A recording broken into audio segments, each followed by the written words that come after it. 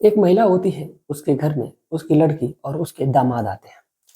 1 दिन, 2 दिन, 3 दिन का समय गुज़र जाता है, लेकिन जो दामाद होता है, उसकी नज़र अपनी सास पे ही होती है, क्योंकि सास देखने में बेहद खूबसूरत थी, जवान थी। लेकिन उसकी जो करतूत थी, उसकी सास की, उसको देख कर के हर कोई सोचने पे मजबूर हो जा रहा था कि आखिर ऐसा क्यों? दरअसल जो उसकी सास है, जिसकी उम्र यही कोई 38 साल के करीब रही होगी, 38 या 40 साल के करीब।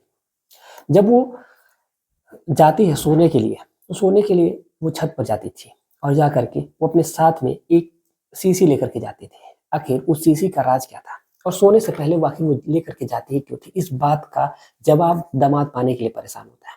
लेकिन उसको समझ में नहीं आता है कि वो डायरेक्ट कैसे पूछे? क्योंकि वो अगर वो पूछता है तो वो भड़क जाएँगे। अब इसी बात का जवाब जब उसको मिलता है, लेकिन उस जवाब में भी एक पूरा रहस्य छुपा होता है, जिसको जानने के बाद हर कोई ये सोचने लगता है कि आखिर ऐसा क्या था उस शीशी का राज? तो जानते हैं आखिर क्या था उस शीशी का राज और आखिर जो दामाद होता है वो आखिर करता क्या है उसके बाद? नमस्कार, प्रणाम। मैं अविनाश। इन्फो सफर के एक नए एपिसोड में आज कहानी का दौर और सिलसिला शुरू है। कहानी शुरू करूँ उससे पहले जितने भी हमारे भाई, जितने भी हमारे बहन चैनल पे नए आए हुए हैं, उनसे हाथ जोड़ कर के विनती है, गुजारिश है कि प्लीज़ आप लोग चैनल को सब्सक्राइब करें। ये चैनल हमारा नया है और आप लोगों के सपोर्ट और प्यार की बदौलत हम कुछ भी नहीं कर पाएँगे। तो आप लोगों का बस एक सपोर्ट यानी कि एक यहाँ पे दिख रहे लाइक के बटन को आप लोग दबाएँ और दबाने के बाद से आप लोगों का इतना प्यार मिल जाएगा, जिससे हो सकता है कि मैं थोड़ा-सा आगे बढ़ जाऊँ और मैं भी कुछ कर पाऊँ अपने जीवन में। तो चलिए कहानी की शुरुआत करते हैं। बस आपसे प्रति वीडियो में यही एक विनती करता हूँ, एक गुजारिश करता हूँ कि आपका एक सब्सक्राइब हमारा जीवन बदल सकता है और आप लोगों का ये प्यार शायद मेरे जीवन में सबसे बड़ा आभार होगा और इसका मैं एहसानमंद रहूँगा। चलिए कहानी की शुरुआत करते हैं। दरअसल ये सच्ची घटना राजस्थान की ही है। मैंने पिछली 2 कहानियाँ मैंने राजस्थान की सुनाई।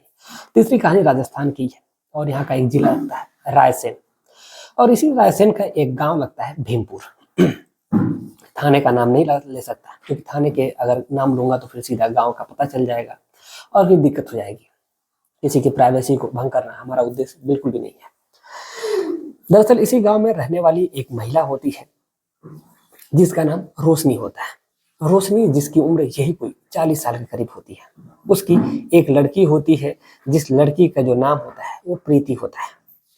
प्रीति दिखने में बेहद खूबसूरत, बेहद जवान थी। अब उसकी उम्र धीरे-धीरे अब 19 पार कर रही थी।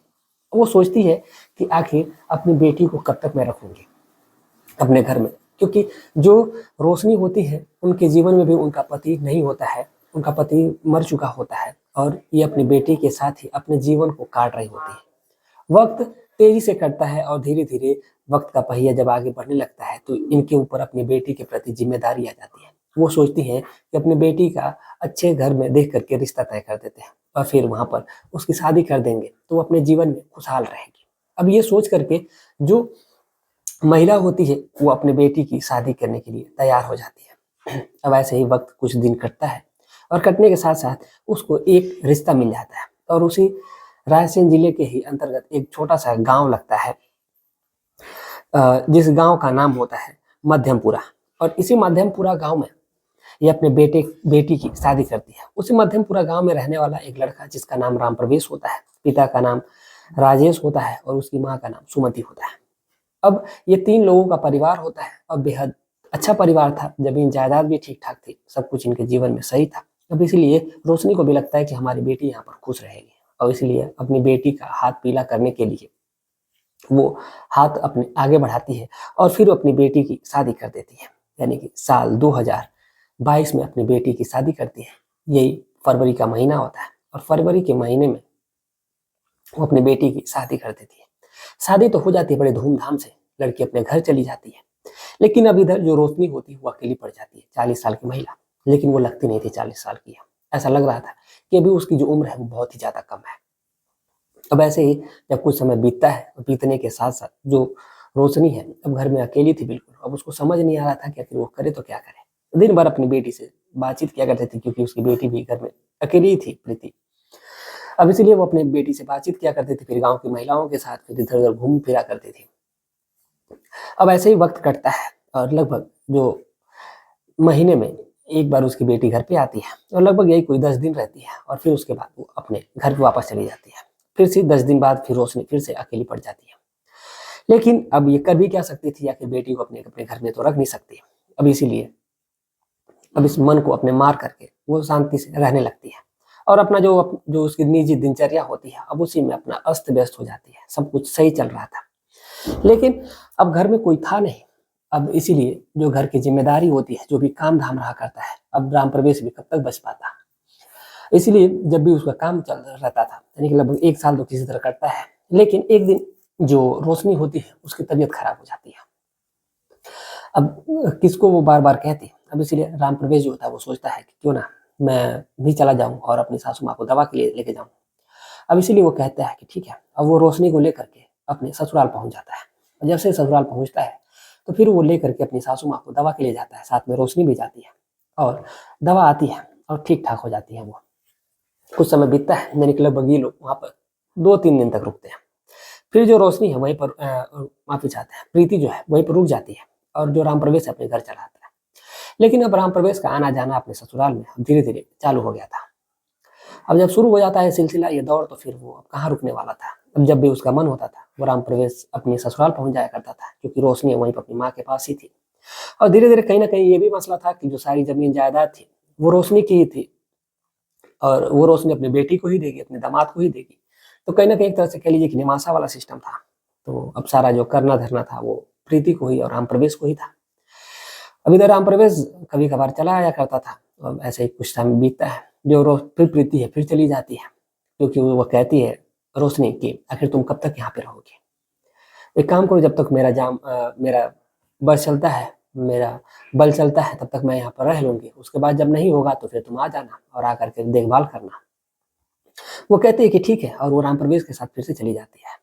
लेकिन कुछ समय जब बीतता है, लेकिन शादी के लगभग जब 3 साल गुजर जाते हैं धीरे धीरे, तो जो प्रीति है और राम प्रवेश है एक दिन घर पे आते हैं। और जब घर पे आते हैं तो फिर वो लोग खाना पीना खाते हैं और खाना पीना खाने के बाद से वो सोने चले जाते हैं। जब वो सोने चले जाते हैं तो राम प्रवेश है वो उठता है, उसको नींद नहीं आ रही थी। वो उठ करके अभी टहल ही रहा था आंगन में, तब तक देखता है कि जो उसकी सासू माँ यानी कि जो रोशनी है वो छत पे जा रही है सोने के लिए।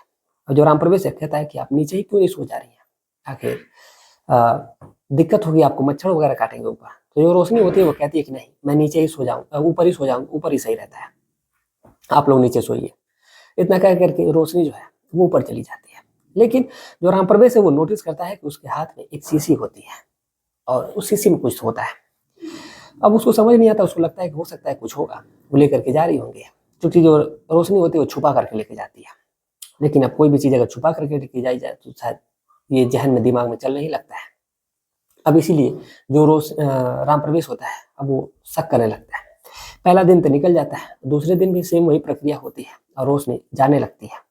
छत पे जाती है तो उसके हाथ में जब शीशी देखता है तब उसको चुल मच जाती है कि आखिर आखिर इस शीशी में है क्या। अब इसीलिए दूसरे दिन भी वो कुछ नहीं बोल पाता है। लेकिन तीसरा दिन होता है तो वो रात को सोता ही नहीं है और वो अपने कमरे में तो चला जाता है पहले, लेकिन जब देखता है कि रोशनी जा रही है छत पे तो फिर वो चली भी जाती है और फिर ये अपने कमरे में जाता है और अपनी पत्नी के पास यानी कि प्रीति के पास, और ये दोनों एक दूसरे के साथ शारीरिक संबंध बनाते हैं। और उसके बाद से जो राम प्रवेश है फिर उसको नींद नहीं आती है। इधर जो प्रीति होती है एक बार शारीरिक संबंध बनाने के बाद वो काफी थक जाती है तो फिर वो सो जाती है, क्योंकि उसकी तबीयत भी खराब चल रही थी। और जब वो सो जाती है तो फिर राम प्रवेश बाहर निकल कर घूमने लगता है। तो फिर वो देखता है, उसको लगता है कि कोई छत से नीचे आ रहा है। अब इसलिए चोरी से वो छुप जाता है और छुपने के बाद से देखता है कि आखिर माजरा क्या है। जो रोशनी होती है आती है धीरे धीरे और उसको लगता है कि पायल की आवाज है, इसलिए वो धीरे से पायल को अपने खोल देती है और खोल करके फिर वो आती है और धीरे से दरवाजा खोलती है और खोल करके वो बाहर चली जाती है। अब इधर जो राम प्रवेश है अब उसको समझ में नहीं आता है कि वो क्या करे। अब इसीलिए वो उसके पीछे चला जाता है और वो उसके हाथ में वो तेल की शीशी थी ही, लेकर के जा रही थी, उसके पीछे जाता है और जाते जाते जब ये कुछ दूर पहुंचती है तो देखता है कि ये एक आदमी के पास जाती है और उसके साथ ये लगभग 2 घंटे का समय बिताती है और उसके साथ ये शारीरिक संबंध बनाती है। शारीरिक संबंध बना लेने के बाद 2 घंटे एक दूसरे के साथ लगभग 2 या 3 घंटे का वक्त हो जाता है। यानी कि रात के एक 12 बजे करीब हो जाती है, जब उसको लग जाता है कि अब सभी उसके पति और उसका दामाद है, उसकी लड़की जो सो गए होंगे, इसलिए 12:30 बजे करीब जाती है और आती है यही कोई 3:30 बजे करीब। लंबा समय रहता है। वो दोनों एक दूसरे के साथ वक्त गुजारते हैं। पहला दिन तो ठीक था, दूसरे दिन भी यही सिलसिला था। जब वहां से वो निकलती है तो उसका दामाद चला आता है घर पे और आकर के सो जाता है। अब एक दिन चलता है, 2 दिन चलता है, 3 दिन चलता है, लेकिन राम प्रवेश को अब समझ में नहीं आता है आखिर ऐसा ही माजरा क्या चल रहा है। अब इसलिए जो राम प्रवेश है, जब उसकी सासू माँ जब जाती है तो जब आती है तो वो दरवाजे पे ही बैठा रहता है और कहता है कि अब गई कहाँ थी। अब इसीलिए जो राम प्रवेश की सास होती है, यानी जो रोशनी होती है, अब वो कहती है कि सारी बातें अब शेयर करने लगती है कि ऐसी ऐसी बात है। अब उसके बाद से जो राम प्रवेश होता है, अब उसको भी उसके मन में भी पहले से ये दिमाग में खुरापात तो चल ही रहा था कि वो अपनी सास को उसके साथ शारीरिक संबंध बनाएगा। लेकिन वो कहता है, वो जो रोशनी होती है कहती है कि आप प्लीज लड़की को मेरी मत बताइएगा, यानी कि प्रीति को मत बताइएगा। जो राम प्रवेश होता है, अब उसकी नीयत कहीं ना कहीं अब गंदी होने लगती है। अब इसलिए वो अपने सासू को बाहों में जकड़ लेता है और कहता है कि ठीक है, मैं नहीं बताऊंगा, लेकिन जो उसके साथ करके आई हो वही मेरे साथ भी करो। और जब इस प्रकार की वो बातें करता है तो जो रोशनी होती है वो कहती है कि उसको डांट लगाती है, कहती है हट जाओ मेरे पास से, तुम मेरे दामाद हो, बेटे समान हो। जब इस प्रकार की वो बातें करती है तो जो लड़का होता है, अब वो खुद को रोकता है, लेकिन उस समय लगभग यही कोई 2:30 बजे का वक्त होता है और वो आगे रहती है। रोशनी जो लड़की होती है, यानी कि प्रीति, वो पूरी गहरी नींद में होती है, लेकिन राम प्रवेश मानने का नाम नहीं लेता है। वो छत पे जाता है रोशनी के साथ, और वहीं पर वो दोनों रंगरेलियां बनाने लगते हैं। लगभग कई घंटे बनाते हैं। अब इधर जो प्रीति होती है, वो प्रीति के खाने में जो राम प्रवेश है वो नींद की गोली मिला दिया करता है और वो उसकी लड़की सो जाती है, और सोने के बाद ये दोनों अपना रंगरेलियां मनाने लगते हैं। इधर जब रोशनी है, अब वो वहां पर अपने जो प्रेमी होता है उसके पास जाना बंद कर देती है। दरअसल वो अपने प्रेमी के पास जाया करती है, जिसका नाम नवीन होता है। नवीन के पास जाने लगती है और वही जाना छोड़ देती है धीरे धीरे। अब ये राम प्रवेश के साथ शारीरिक संबंध बनाने में जो सुख उसको बाहर मिल रहा था, वही सुख उसको घर में मिल रहा है, तो उसको क्या ही जाता है। अब इसलिए वो जब कभी कभार वो जाया करती थी, अब इस बात को लेकर के नवीन में और रोशनी में झगड़ा भी हुआ करता था। लेकिन आखिर वो कर भी क्या सकता था। वो बहाना बना देती है कि उसका दामाद जगा रहता है, उसकी बेटी जगी रहती है। अब इसलिए वो कुछ कर भी नहीं पाता था। अब ऐसे ही वक्त कटता है और जब कुछ समय बीतता है तो जो रोशनी की बेटी यानी कि प्रीति होती है, अब उसको कहीं ना कहीं एक दिन रात को उसकी नींद खुल जाती है, और जब नींद खुलती है तो फिर वो जग जाती है, और जग करके फिर देखती है कि राम प्रवेश बगल में नहीं है, तो उसको लगता है कि वो कहीं गया होगा। फिर वो सो जाती है। फिर 1 घंटे 2 घंटे बाद फिर से उसकी जब नींद खुलती है, देखती है कि राम प्रवेश उसके बगल में है, फिर उसको पकड़ करके वो सो जाती है। अब ऐसे ही ये सिलसिला जब ये दौर चलता है, तो फिर कहते हैं कि चोरी को कितने भी सादे तरीके से किया जाए, कोई ना कोई सुराग छूट ही जाता है और कातिल पकड़ा ही जाता है, चोर पकड़ा ही जाता है। अब इसीलिए यही कुछ होता है रोशनी और राम प्रवेश के साथ। ये दोनों अपने आप में एकदम मसरूफ होते हैं शारीरिक संबंध बनाने में छत पे। और इधर तब तक जो प्रीति होती है वो छत पे पहुंच जाती है और इन दोनों का आपत्तिजनक स्थिति में देख लेती है। और जैसे उन लोगों को देखती है तो देख करके प्रीति का माथा सनक जाता है, क्योंकि दोनों बिल्कुल निर्वस्त अवस्था में होते हैं। उनको देख करके वो अपनी माँ को भी डांटने लगती है और अपने पति को भी डांटने लगती है, और वो गुस्से में लाल पीली हो रही थी। लेकिन जो राम प्रवेश था वो कुछ नहीं बोलता है, वो अपने काम में फिर लग जाता है और अपने हवस को पूरी करने के बाद ही हटता है और प्रीति को डांट देता है। तो प्रीति गुस्से में रोते हुए नीचे चली जाती है, और उसके बाद राम प्रवेश अपना काम पूरा करता है, फिर नीचे आता है। और फिर अगले दिन गुस्से में जो प्रीति होती है वो अपने ससुराल जाने लगती है। फिर साथ में मजबूरी होती है राम प्रवेश की जाने की, राम प्रवेश भी चला जाता है। और फिर वहां जाने के बाद फिर अब वो लोग वहां पर बहुत कम आते हैं। अब जो रोशनी है वो फिर से अकेली पड़ जाती है, तो फिर से वो अपने वो प्रेमी यानी कि नवीन का सहारा लेने लगती है और उसी के पास आने जाने लगती है। लेकिन जो प्रीति है अपने पति राम प्रवेश को कभी माफ नहीं करती है, और उसकी समझ में नहीं आ रहा था कि आखिर वो करे तो क्या करे। लेकिन अब वो जो सारी बातें हैं राम प्रवेश अपनी जब पत्नी को बताता है, यानी कि प्रीति को बताता है, तो कहीं ना कहीं इस बात का एहसास प्रीति को भी हो जाता है कि गांव में बाहर बदनामी होगी। अब इसीलिए जो प्रीति है वो डिसाइड करती है कि वो अपने घर पे ही यानी कि अपने मायके में ही रहेगी और वहीं पर अपने पति के साथ रहेगी। और फिलहाल जो प्रीति है, प्रीति अब वहीं पर अपने मायके में अपनी माँ के साथ रहती है, और माँ और बेटी दोनों मिलकर के राम प्रवेश के साथ रंगरेलियां मनाती है। ये इस कहानी को एक लड़के ने हमें मेल के द्वारा सेंड किया था, और उन्होंने कहा है कि आप प्लीज नाम मत बताइएगा थाने का, गांव का नाम भी नहीं बताइएगा। तो गांव का नाम बदला हुआ है, इसमें जितने भी किरदार है सबके नाम बदले गए हैं। तो इस घटना को सत्य होने की हम पुष्टि नहीं करते हैं, क्योंकि एक लड़के ने भेजा था, तो भाई हो सकता है मनगढ़ंत भी हो सकता है या फिर सच्चाई भी हो सकती है। इसलिए मैंने सोचा कि आप लोगों तक साझा करनी चाहिए आप लोग क्या सोचते हैं इसके बारे में जरूर बताइएगा।